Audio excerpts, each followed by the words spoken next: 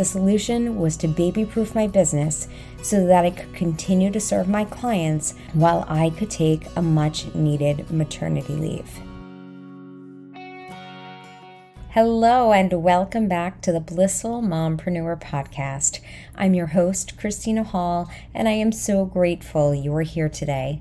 I am on a mission to help mompreneurs or female entrepreneurs who hope to be moms in the future systemize and scale their businesses to beat overwhelm and reclaim their time. Join me each week as I dive into actionable strategies and inspiring stories to support you on your journey to entrepreneurial success and work-life balance. Today's episode is part 4 of our series on baby-proofing your small business, which will allow you to take precious time off with your newborn. When I was pregnant with my daughter, I worked over 60 hours a week and handled almost everything myself. My business was my world, and I often refer to it as my first baby. I had built such strong relationships with my students and their families, and the thought of delegating tasks terrified me. Hiring help felt daunting and expensive, and at times I considered closing my studio altogether. But I didn't want to leave my students who were preparing for college auditions or professional auditions. On the other hand, returning to work immediately was the last thing I wanted. So the solution was to baby-proof my business so that I could continue to serve my clients while I could take a much-needed maternity leave. In today's episode, we'll discuss how to effectively delegate tasks to team members, ensuring everything runs smoothly in your absence. Since this is part of a series about baby-proofing your business, we're going to focus on delegating the tasks that you are responsible for. If you are joining us for the first time, please listen to episodes 17, 18, and 19, and then come back here. In episode 17, we discuss how to determine the length of your maternity leave. Episode 18 is all about creating your financial plan, and episode 19 is about creating your maternity leave plan. Today's episode is very action-heavy, so you can either listen through for an overview and then return later to implement the steps, or you could follow along now and do all the steps right now. I'm the type of person who likes to get an overview of the concepts before I start implementing, but you do what works best for you. All right, step number 1. You're going to choose a location to store the documented systems in your business. I used to store all of our systems in Google Drive, but over the years, I've transitioned to storing all of our systems in our task management system, Asana.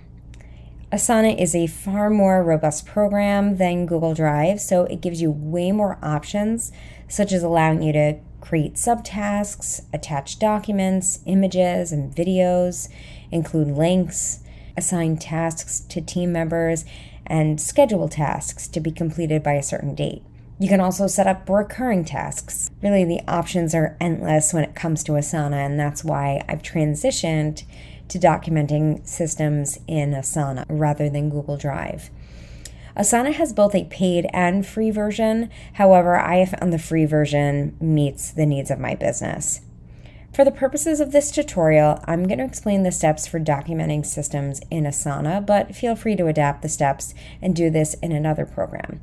I know some people use Trello instead. It's similar to Asana. Asana just has more features, which I like.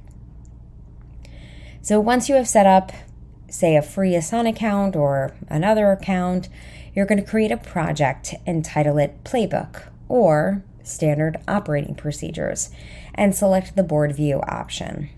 Now you're ready to begin populating your playbook. Choose the first thing you wish to delegate and create a task. Choose a clear title. There's no need to be clever here. Come up with a title that clearly describes what the task is. For example, in my studio's playbook, we have tasks like onboarding members, offboarding members, private lesson sales calls, lead follow-up, logging payments, summer enrollment, and school year enrollment. Asana has a search feature, so you want to create a title that if you or a team member had to search for the steps to complete the task, they could easily do that. Start the task description with the creation date and creator's name. Initially, you'll create most entries, but over time, your team can contribute following this format. Then write a brief 2 to 3 sentence description of the intention behind the task. This gives more of a big picture overview to the person completing the task. Here is an example intention for our onboarding members system. Execute a beautiful onboarding experience where students feel welcome and all information needed for success is clearly outlined.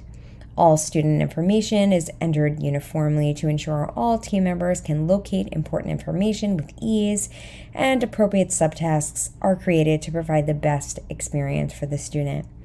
You may think a lot of this is self-explanatory, but you'd be surprised how giving this kind of context to a team member can help them execute more effectively. Next, write out the procedure outline.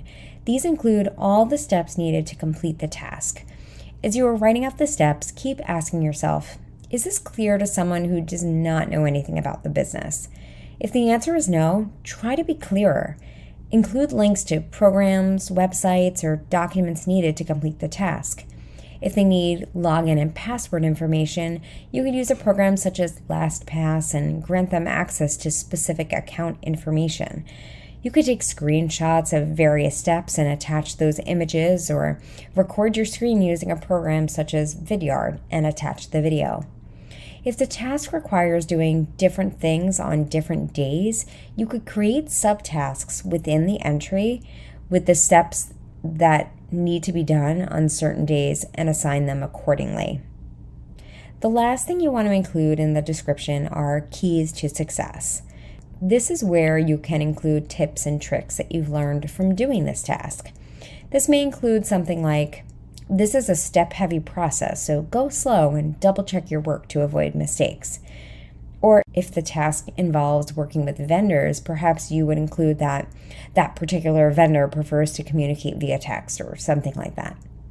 You could use ChatGPT to help write the intention, but be sure to personalize the steps and keys to success based on your experience.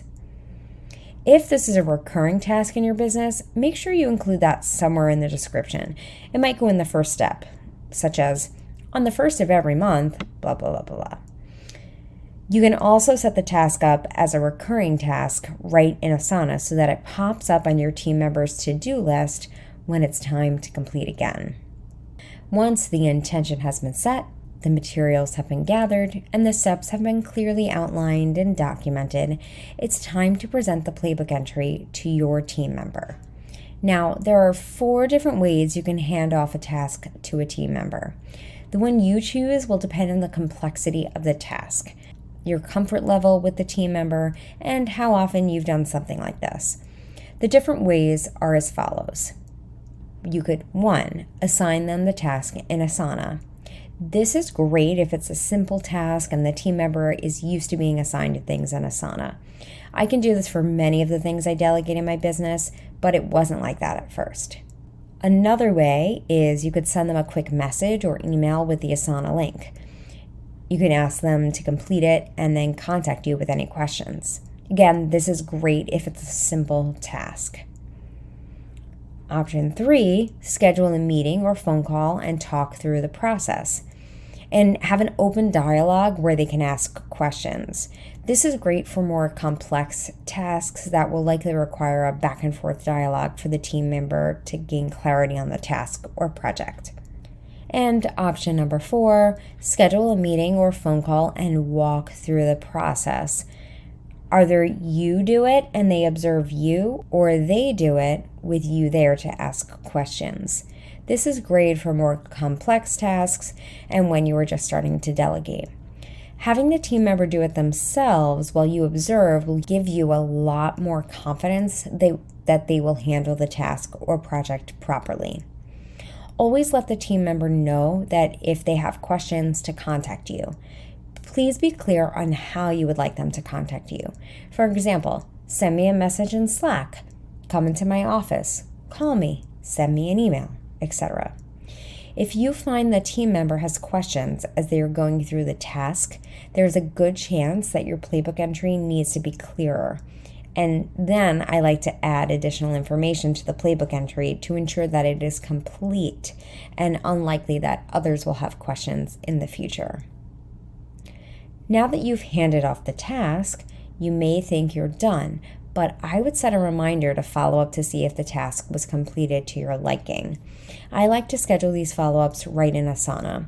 There are even times when I'll assign something in Asana and then the last step will say, please assign this back to me for review, or so I can complete the next part, if their task is a step in a larger process. If this is a recurring task that the team member will be handling regularly, you likely won't have to continue following up. The key is to do this until you're comfortable and confident that it will be done the way you want.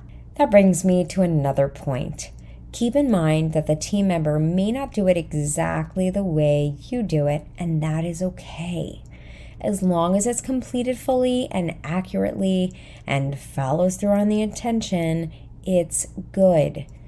When I first started delegating, I would get hung up on little things like how the dates on spreadsheets weren't formatted the way I like them formatted. I began to realize that these little OCD type preferences were not necessary, and I could let it go and it would have no negative impact on the business. That being said, if it is something that is important, then please say something to your team member. Clarity is kind. You do not want to let it go and then have a bigger problem down the road. All right, just a quick recap. When you begin delegating, you're going to take the following steps. 1, choose a location to store your systems. 2, gather materials and write your playbook entry or SOP. I've been saying playbook entry throughout this episode, but another name for them are standard operating procedures, which are abbreviated as SOPs. Step 3, assign the task to a team member. And step 4, be available for questions and follow up to ensure it was completed to your liking. Now, delegation might seem challenging at first, but trust me, it will become easier over time. And the freedom you will have on the other side is so worth it. If you have any questions about delegation or anything else related to baby-proofing your business, please DM me on Instagram at the Blissful Mompreneur, and be sure to tune in next week where we will break down how to batch tasks. Thank you so much for tuning in to today's episode of the Blissful Mompreneur podcast. I hope you found the episode valuable and inspiring. Remember, you have the power to step off that hamster wheel, reclaim your time, and find balance in your life.